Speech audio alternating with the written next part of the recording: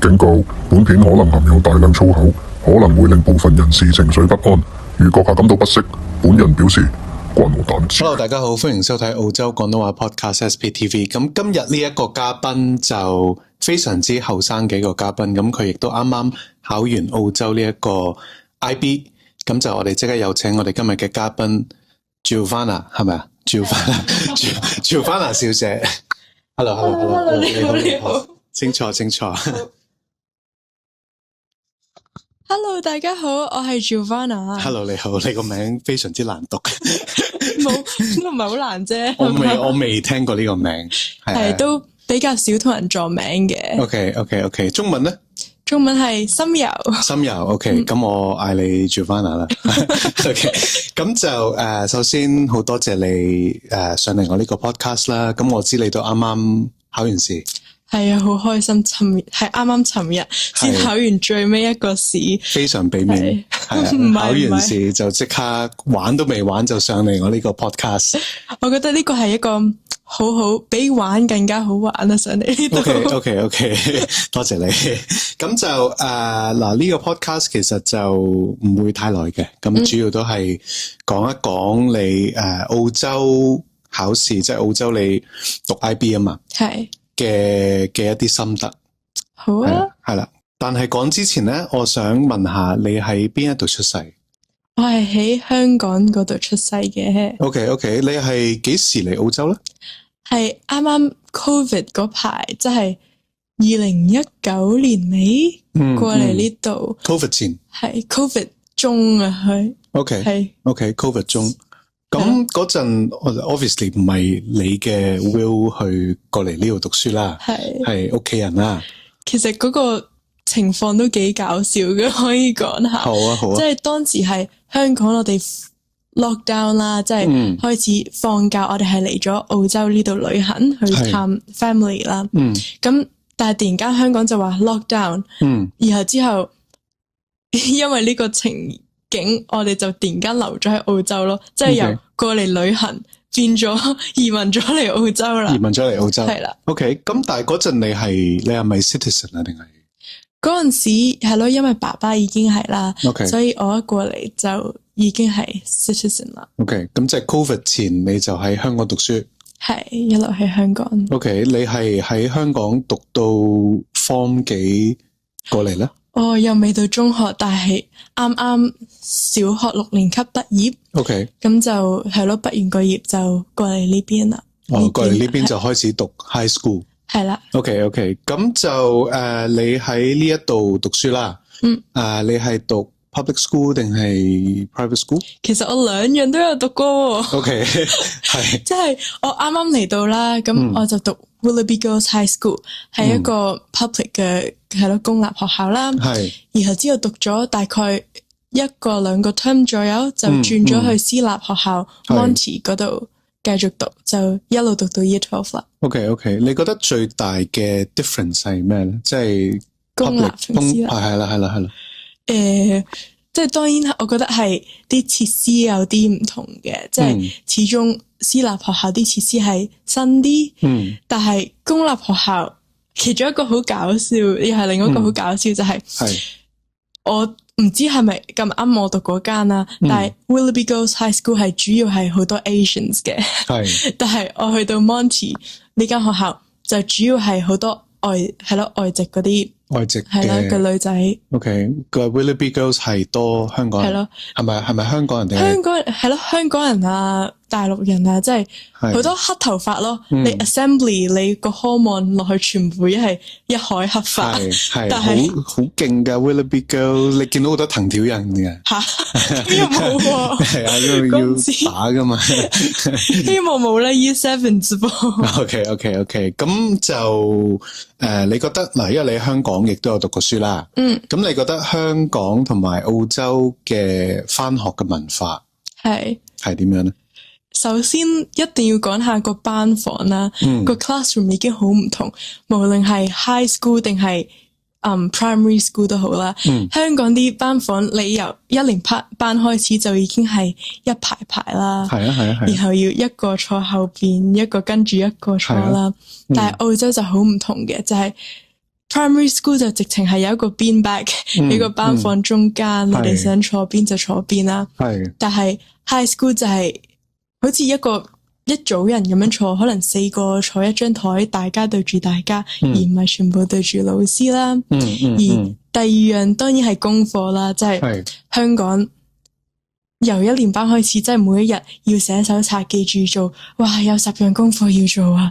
但係澳洲喺中學都係少啲功課，但係其實我會講一講，因為我始終喺香港就係讀過小學，冇讀過中學，而澳洲我淨係讀過中學，未讀過小學，所以可能我唔可以做一個好 accurate 嘅 comparison， 但係咯，大概都係呢2樣。OK， 咁你嗰陣香港嚟之前，你啲英文係咪已經咁叻咧？又唔會話好叻嘅，因為香港不嬲，我哋學校學英文都係一個要規定要學嘅。但係當然即係講嘢上邊啊，聽力上邊啊，同埋即係發音 accent 嗰啲上邊係冇而家咁流利。所以我啱啱嚟到嗰陣時，我個 Cantonese accent 講英文嗰陣時都好重嘅。係咯，雖然而家都有啦，但係淡咗啲。係淡咗啲嘅。OK， 因為我記得我讀即係我係 Year 8過嚟讀書嘅，咁Year 8 to Year 9嗰啲時間過嚟讀啦。咁我一開始嗰個感覺就係，哇，呢度啲人都唔做功課嘅，唔讀書嘅，即係講緊Year 9 Year 10之前，跟住一去到 Year 11咧，因為要揀 HSC 同埋 IB 啊嘛，咁跟住就啲嘢就突然之間好難，非常之難，因為跟住個個就即刻開 turbo 咁樣讀書。但係 Year 10之前啲人都仲係戇居居咁。我呢集唔講粗口。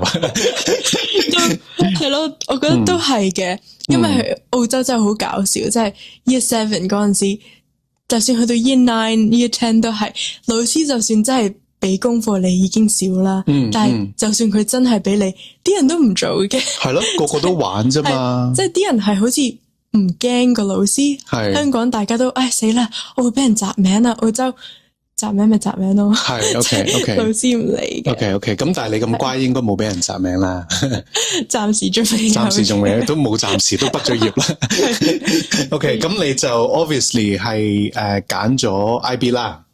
咁點解你係揀 IB 唔係揀 HSC 咧？咁係咯，我間學校都係可以揀 IB 或者 HSC 嘅。咁我覺得 IB 同 HSC 係有2個最主要嘅 differences。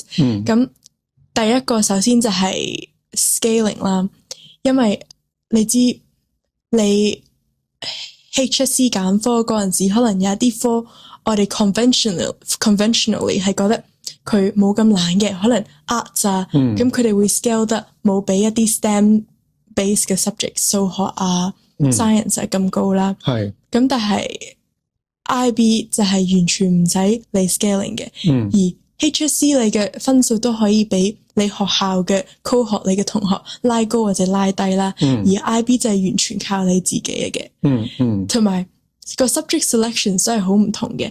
因為 HSC 當然你一定要係計 units 嘅，我自己都唔係好清楚。HSC 係好似唔知11個 unit， 11個 units， 係啊，類似咁。咁 IB 就唔同，我哋係每人一定要做6個唔同嘅 subjects 啦。咁我哋可以講下呢6個 subjects 係啲咩？冇問題。咁第一個就係叫做 Studies in Language and Literature，就係文學嘅一個讀一個英文。因為我哋而家喺澳洲，我哋嘅 mother language 係英文啦，咁我哋就會讀點樣去閱讀理解啊，點樣去明白一個 poem 背後佢嘅意思啊。咁因為 IB 係喺唔同國家都會有呢個 course 嘅。咁你可能係一個 German 嘅 base 嘅 subject， 佢哋就會 German 係佢哋嘅 main language，就會係佢哋嘅 Group 1 subjects 嘅。呢個就係 Group 1啦。係 Group 1就係你嘅 mother language 啦。而 Group 2就係language acquisition，就係第2個語言啦。咁我哋學校就有 Spanish 啊、German 啊、Italian 啊呢啲嘢揀啦。而 Group 3就係Group 2你話有嗰啲咩 Spanish 啊嗰啲，有冇中文揀？其實基本上你做咩 language 都得嘅，只係睇下你學校 offer 唔 offer 嗰個 course 嘅。咁好彩我學校都係有 offer Mandarin 嘅。OK， 咁你都讀咗 Mandarin。係啦，我都係讀咗 Mandarin 嘅。OK， 好，咁啊 Group 3啦。Group 3就係叫做 Individuals and Societies 啦，個人與社會。咁呢個 group 係有啲咩咧？就係有好多 humanities 嘅 subjects 啊，即係可能歷史啊、心理學啊、經濟啊呢啲咁嘅科啦。咁 Group 4啦就係 sciences 嘅。當然大家知道嘅 free can buy 啦，就係喺 Group 4嗰度可以揀其中一樣嘅。而 Group 5就係數學 mathematics。係數學。咁 IB 其實數學係有兩種嘅。OK。叫做 AA 啦 analysis and approaches 同埋 AI application and interpretation。咁有咩分別咧？AA 就係我哋中文可以叫佢做分析數學。而 AI 就係叫做應用數學。OK。咁係咯，就有兩種唔同俾你揀。你中意 more calculus based， 即係你覺得可能你計數叻啲啊，你係中意數字咧，AA 就會比較合適嘅。OK， 咁 AI 係咯，就係一啲 real life 嘅 applications 啊，係 focus on 一啲應用係多啲嘅。OK。嗱，最尾一個 group 就係叫做 the arts。咁就係有藝術啊、音樂啊、戲劇啊呢啲去揀。Okay. 但係都好特別地，呢一個 group 喺 IB 入邊，你係可以用其他個 group 去取代佢嘅。例如咧，因為 IB 知道可能個唔係每一個人都會咁 focus 喺藝術呢一方面啊。係。咁例如我自己就比較中意 science 嘅，咁所以我就取代咗我嘅 art subjects 去做我第二個 science， 所以我就可以讀chemistry 同埋 biology 兩個 science。會唔會難啲咧？因為你話我 let's say 我用 chemistry 去 replace group 6，咁但係人哋都係畫下畫咁樣嘅啫。唔係，咁又唔同嘅，因為始終如果你係做翻 science， 你都係同翻 science 嗰啲人鬥嘅，都唔會用你嘅分數同 art 嗰啲人比較嘅。哦 ，OK， 咁即係可以有選擇啦。係咯，又俾你 more flexible。咁嗱，我知道有啲科佢係咩有個 high level 同埋 standard level，呢個係點樣運作？因為我冇讀 IB， 我真係唔清楚。係咯，咁啱啱就係有講有嗰個6個唔同科目啦。咁我哋可以 minimum 一定要你讀3個 high level。OK， 然後就 SL 就係剩翻嗰啲 standard level 咧，讀幾多個？通常都係3個嘅會建議。Okay. 但係好多人包括我自己啦 ，Year 11都係 start with 4個 HL 嘅 subjects 啦。點解咧？因為其實同 HSC 差唔多，我哋應該係咪 Year 11你都係 start with 多啲 units？ 我印象記得，我冇讀書啊嗰陣，我記得係 Year 11係可以讀13個 unit。13個係。咁其實佢計你個分咧，就係計10個 unit 定係11個 unit，我唔係好記得，我要問下一集嘅嘉賓，因為下一集嘅嘉賓係讀 HSC 嘅。咁但係我記得 Year 11你係可以讀13個 unit，即係讀多一個。跟住你去到 Year 12你可以 cut 走一個，係啦，或者你可以讀晒，咁佢咪計你最高分嗰10個分咯，係啦。其實個概念好似啦，我哋都係點解會 start with 4個 HL， 就係大家可能喺 Year 11仲未好清楚你揀嗰啲科目係咪真係你嘅心水，咁就俾你去讀一年去深入了解，即係你真係中意邊啲，冇咁中意邊啲，咁你可能冇咁中意嗰個科目，你就可以 drop 翻佢去 SL 咯。OK， 咁就 IB 個計分，因為頭先有講啦 ，HSC 佢係 based on 學校嘅排名啊，係你嗰一屆嘅同學佢考嗰個分有幾高，即係會有一個 scaling 嘅，即係唔係話你攞100分就100分。係。咁 IB 就佢嘅計分係點樣計咧 ？IB 就係。我啱都講咗其中一個好大嘅 difference 就係 scaling 啦，因為我哋始終係靠自己嘅分數去 set 我哋嘅，即係我哋真係靠自己嘅。係。咁我就比較中意呢方面多啲，因為係咯。嘅滿分係幾多分啊 ？IB 就係45分。45分 ，OK。你覺得你今年攞到幾多分？哇！呢啲嘢唔好講住，尋日先啦考完。OK， 都 confident 嘅，都 confident， 都 confident 嘅。OK。但係可能有啲人會問，因為我哋 IB 嘅科目每一科滿分係7分嘅，係好似 band 咁樣咧 ，HSC 就 band 6係最高，我哋 IB 最高嗰個 level 就係 level 7。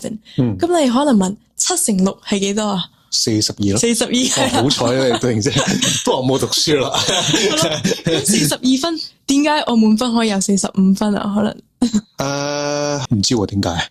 就係因為我哋 IB core 有3個唔同嘅 components， 就係叫做 Talk、EE 同埋 CAS。哦，即係你 IB 就6科啦。咁每一科7分，係再加1、2、3分，即係個 extra 3分咧，就係一個就係 CAS， 一個 Talk， 一個 EE。OK，咁嗰3個又係咩嚟嘅咧？好，咁我哋先講下 CAS 啦。OK，咁 CAS 其實係 stands for 啲咩咧？C 就係 stands for creativity，即係可能係你做一啲課外活動。然後 A 就係 stands for activity 啦。係。咁就係可能你做個運動啊，然後 S 就係 stand for service， 好多唔同嘅社會貢獻嘅活動。咁 IB 就係點解會有加入呢個 CAS 嘅 component 咧？就係因為想啲學生唔好淨係識埋頭苦幹咁樣讀書，想佢哋都要識得學識 work-life balance。所以我哋呢2年入邊啦，除咗讀書，我哋都要一定每一個 term 都要做一樣C、A 或者 S 嘅。咁即係唔使做晒，唔係3樣都要做嘅，3樣都要做，3樣都要做嘅。咁佢又點樣去？應該冇考試啦，呢個係咪？即係總之你做咗，咁你就有1分。其實呢個只係咯，你做咗就係會計你啲 reflections， 你寫啲 reflections 就會計翻你啲分嘅。OK，但係主要其實嗰3分係最 most based on talk 同埋 EE 嘅，就真係要你寫嘢嘅。OK，咁我哋講 talk 啦，或者 TOK。係啦 ，TOK。係，因為我冇讀過啦，但係我記得啲人以前佢哋話 TOK 或者 talk 係最難嘅。咁我又唔會用難呢個字去形容佢。其實好多讀緊或者甚至係我讀完嘅人，我讀完我都唔知其實我究竟讀咗啲咩。OK， 點解咧？因為 talk 其實佢好似一個哲學嘅科，咁佢係問你好多好奇怪嘅問題，係例如咧，即係例如英文我哋有一句成日問 How do we know what we know？即係可能點解1加1係等於1啊？即係呢啲數學嘅定律，點解等於2係嘛？問我1加1點解等於1，我都好難答到你喎。點解1加等於2咧？係可以係1噶。哦，OK， 係咯，即係類似係問你呢啲 philosophical 嘅 ideas 咁樣嘅，而係咯，都係呢科好彩就唔使考試，都係靠你即係答問題寫作去屋企做嘢去交翻俾學校嘅。OK， 即係呢個就 essay 咁樣啦，係好似 essay 咁樣。OK， 咁就EE 咧，係 EE 就係 stands for extended essay 啦，就係一個4000字你要寫嘅文章啦，咁你可以揀呢個 EE 係 focus on 你揀嘅任何一個6個 subjects 入邊其中一科嘅，係咁就要寫一個4000字嘅 report 去係咯 of 嗰個科目 of 嗰個科目，即係你對呢個科目嘅感受定係？然後係其實我哋不如講下 science 啦，係容易明白啲。係其實 basically 係好似一個 science report 咁樣。OK， 但係Imagine science report， 但係英文就係寫翻 English report 咁樣啦。咁我會好建議各位係做一個自己真係中意嘅科目啦。因為我之前就係諗咗，啲人話 humanities 寫 EE 應該容易啲，因為咁 content heavy， 一定好多嘢寫啦。但係其實我發現自己 history 唔係我最中意嘅科目啦。咁所以我寫嗰4000字都幾痛苦。OK， 咁但係你最後寫咗 science 係咪啊？定係你都係？唔係，最後都寫咗 history。OK， 始終開始咗就翻唔到轉頭。OK， 咁呢個會唔會係你後悔嘅其中一個後悔揀咗呢樣嘢？其實都會啊。OK， 我都係咯，幾後悔揀咗 history 呢一科嘅。OK， 咁嗱，咁俾你再揀啦，因為你話3個 HL， 3個 SL。咁你揀咗邊3個 HL？ 我而家嘅 HL 就係有數學 Maths AA 啦，Chemistry HL 啦，同埋英文 English literature 嘅 HL， 而我嘅 SL 就係 history 啦，biology 同埋 Mandarin。OK， 你覺得難唔難啊？即係 HL 嗰啲 HL 其實我覺得佢唔係真係教你難啲嘅嘢，只係可能深入啲，即係令到你可以有更加多嘅機會可以深入了解嗰個科目嘅唔同嘅 components 咯。OK。咁你覺得 IB 即係俾你揀咁多唔同嘅 selection 咧，唔同嘅 subject 嘅 selection， 你覺得夠唔夠全面咧？即係 as in 夠唔夠 option 俾你揀？我覺得都夠嘅，即係其實佢真係好多科俾你揀啦。而就算有時學校唔 offer 嗰個 subjects 俾你，佢哋有時都會俾你網上即係 through 一個 external 嘅 program 去學嘅。OK， 嗱，咁頭先有講啦，即係滿分7分，你覺得邊一科係最容易攞到7分？最容易啊，即係係咪嗰個中文字叫見仁見智？係咯，見仁見智嘅啫噃。係，因為始終大家嘅強項唔同啦。咁不如我講下我自己覺得係咩最容易啦。好。咁因為我自己係比較中意背嘢嘅，所以我先至會揀 biology 啊同埋 history 呢啲科目啦。咁我就覺得 biology 係最容易，因為佢嘅 test 佢嘅考試其實即係你完全唔使用個腦諗，總之你背咗啲咩你就寫翻啲咩出嚟咯。OK， 即係如果大家中意背嘢比較好嘅同學咧，就可以考慮下 biology 呢一科啦。OK， 仲有邊一科係適合？即係背嘢啊？其實開頭啲人話 history， 但我覺得 history 唔係淨係背嘢嘅。我本來揀 history 係因為即係以為得啦，我背嘢咁叻，我一背晒寫出嚟就得啦。但係原來 history 係有好多要問翻你自己個人意見，對一啲即係歷史嘅意見。咁反而我對呢一方面就冇咁多 ideas 啦。冇咁多 ideas。OK， 咁如果唔中意背嘢嘅人，你又會覺得即係可能好 creative 嘅，即係好中意諗嘢，即係1+1唔一定等於2嘅，即係咁啊，好 twisted 嘅 twisted mind 咁樣嗰啲，唔係太幫到佢，嗰啲要去精神病院。咁我呢句唔係我講嘅，你講嘅啫。OK， 嗱，咁最難攞嘅科目係，即係最難攞滿分嘅科目，你覺得係？我自己就覺得係數學嘅 AA 嘅 HL 啦，係，因為呢一個科目就係 equivalent to HSC 嘅 Maths Extension 2。好難喎，非常之難。我就覺得難嘅，其實我都有啲後悔嘅。當初啱嚟澳洲嗰陣時啦，就覺得得啦，數學我去到 Year7 嗰陣時，佢哋仲讀緊1+1等於2。佢哋仲讀緊，即係可能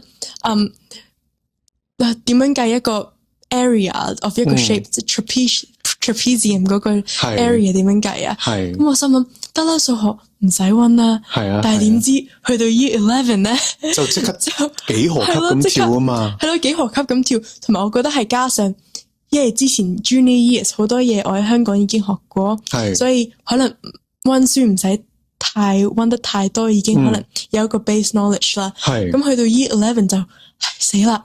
我之前嘅 knowledge 唔可以繼續 carry 我一路去唔溫書。咁係咯，咁所以我就覺得開始數學係變咗難啦。但係如果你繼續多啲 practice， 做多啲練習，其實都係 OK 可以應付到嘅。OK， 嗱，香港就好多家長要個細路仔去補習啦。一個禮拜可能有8日都係補緊習嘅。咁你覺得澳洲你啲同學或者你自己有冇補習呢樣嘢係咪好 trendy 嘅咧？即係其實 depends on 啲學校，因為始終講過有啲學校係可能多啲 Asians 嘅，咁你俾咁多競爭力咁強嘅人包圍，你自己競爭力都會，當然你想勁啲啦。咁我係咯，我出邊其實補習社嗰度啦，都係主要係 Asians 嘅，比較少見到 like 可能外國嗰啲同學啊。但係其實去到 Year 11 and 12，佢哋都會開始補習。但係佢哋通常係興私人補習 instead of like class tutoring 咯。OK， 即係去個先生去個屋企嗰度，係咯，去嗰度補習。OK， 咁就嗱 AI 嗱，我哋講一講，因為你知而家有 ChatGPT 啦，係啊，有好多咩 Gemini 啊嗰啲，咁你覺得呢樣嘢點樣 affect 到？因為我哋細個即係我10幾年前讀學校嗰陣咧係冇呢啲嘢嘅。咁但係而家你打條問題，哇啲 answers 出晒嚟，即刻答你。係咯，學校點樣去防止呢樣嘢咧？你知唔知道？其實反而我學校就冇防止，佢直情幫我哋所有學生開咗個 Copilot 嘅 account 添，即係佢哋反而係教我哋點樣去靈活咁樣運用 AI。可能譬如啱講 EE 啦，你可能你想做一個 subject， 但係你唔知想 focus on 呢一個 subject 嘅邊一個 area，你就可以用 AI 問下佢啦。有一啲咩題目或者有啲咩 essay question， 你可以問我，去俾一啲 idea 你去 brainstorm 咯。即係通常 AI 係一個幾好用嚟 brainstorm 嘅，或者 assist 係咯 assist 嘅。咁但係有啲人你 prevent 唔到佢一定會係直接 copy and paste 抄功課噶嘛。咁如果捉到會點咧？都嚴重噶，特別係 IB 捉 AI 同埋 plagiarism 係真係好嚴重。即係因為如果佢俾你發現咗你只有少少嘅用 AI 或者 plagiarize 其他同學，就會直情係唔俾你 pass 嘅。OK， 直頭係 ban 咗，係啦，你就冇分咯。OK， 咁但係佢係，我記得佢係有個 system 去 check 噶嘛，係咪？係，老師係有一個 tool 啦，就係一撳個掣就可以見到你幾多個 percentage 係 AI 寫噶，你有幾多個 percent 係抄人哋噶咁。因為我細個讀書嗰陣咧，一定我就一定唔係去讀書嗰啲噶啦。咁我嗰陣點樣係用 AI 去做咧？其實我嗰陣係用 YouTube。係啦 ，YouTube 係啦，咁基本上咧，我嘅方法咧就係，譬如我有條問題，咁我打落 YouTube 嗰度，咁嗰陣 YouTube 啱啱開始2年，個 YouTube 好似唔知0幾年開始有，咁2年都已經好多影片噶啦嘛，我打條問題入去，咁一定有啲人講噶嘛，咁我咧就 pause 聽佢講抄答案，pause 聽佢講抄答案咁樣。哇，好彩你嗰年代冇 AI， 如果唔係你一定抄晒係咯。係，唔係其實 AI 而家我都因為有時太明顯啦 AI，咁我就會叫佢寫，即係我會俾多個 command 佢，我就話你可唔可以寫得比較人類啲，或者 simplify， 唔好太。你而家 expose 緊你自己，我而家又唔寫考試。其實呢條片都係 AI 嚟嘅。OK， 咁就電子煙啊，我哋講，因為都近排係好 hit， 好多後生仔越嚟越多人食電子煙。咁學校其實係點樣 check 到啲學生有冇食電子煙呢？其實學校就唔會太理學生喺學校出邊唔着校服嘅情況下做啲咩嘅，只會係喺學校可能見到有啲人喺度係咯廁所嗰度 vape，咁就會沒收啦、責名啦、detention 啦。但係其實好難真係控制一啲，同埋好難捉到啦，好難捉嘅，除非即係你好似 chimney 咁樣噴晒出嚟咁，係盲嘅都知啦，係咪先？係。OK， 但係如果即係靜靜雞食，佢哋都 check 唔到。學校應該盡量都，當然唔建議學生食啦，都會有好多 talk 啊，即係可能搵啲 external 嘅 speaker 入嚟講，話電子煙對你身體點解有咩壞處啊？去嘗試去教啲學生點解唔好做，係咯。但係當然每一間學校一定有好學生壞學生啦。係，你應該挑 K 翻嗰個人啊嘛。咧，點解你覺得食煙唔好咧？我覺得食煙好啊。咁我又冇咁覺得，呢個你講。你寫翻4000字 essay 俾我。OK， 咁我想問下啦，因為都好多年我哋冇翻學啦。咁而家爆咗自己嘅歲數出嚟，我冇所謂。咁就而家啲學校咧有啲興啲乜嘢 slang，即係潮語嗰啲。係啦，潮語。嗱，我近排聽好多人話67，我唔知咩嚟。OK， 好奇怪而家啲 slang， 你有啲咩而家係最 popular？首先講翻你啱啱嗰個啦，其實而家已經係 cam 噶啦。OK， 已經唔係潮噶啦，已經唔潮啦。OK， 唔潮噶啦。咁潮係咩咧？咩字潮咧？即係好難講，即係成日不停喺度變啦呢啲字。咁係啦。你而家你想問我而家我會講啲咩啊？係咯，我俾幾個 example 咁樣。我都少用潮語呢啲。其實可能因為我哋已經 become a part of our life， 我哋講咗都唔覺得自己講咗。係，即係最近有一個係 clock it， 點解咧？即係好似呢個你要自己諗下係咩意思咯，就唔同你講。OK， 你去問下你下一個嘉賓啦。冇噶啦，呢啲一係明一係唔明，冇得話唔可能係冇嘅呢啲，一係識嘅唔識嘅。代溝係代溝。OK， 咁仲有冇啲咩字啊？除咗嗰個 clock it 之外，我諗下先，睇下仲有個叫做咩 alpha 定唔知咩？好耐啦，好耐啦，呢個有係咯，不停轉緊啦，因為而家嗱咁嗰個碌柒係代表咩啊？六七代表咩？其實本來係英文轉變出嚟嘅，因為英文有一個啲人成日講 6 7咁樣啦，咁但係其實我自己真係唔知點解會出嚟啦。OK， 但係冇 meaning 嘅，應該係 something about。你有冇聽過嗰個 joke？Why is 等陣我諗下先，嗰個 joke 係咪咧？係咯 ，Why is 6 afraid of 7？即係點解6會驚7？點解？因為7 8 9， 你明唔明啊？我唔明。7食咗9，即係7 8 9。OK， 我哋 skip 咗呢條問題。OK， 咁就嗱，中學你講澳洲嘅中學啦，同埋香港中學，佢嗰個假期嗱，我記得我讀 high school 嗰陣咧，好多假期嘅。你啲同學啫係咪？可能係，我都唔記得咗。咁澳洲嘅啲假期點樣放咧？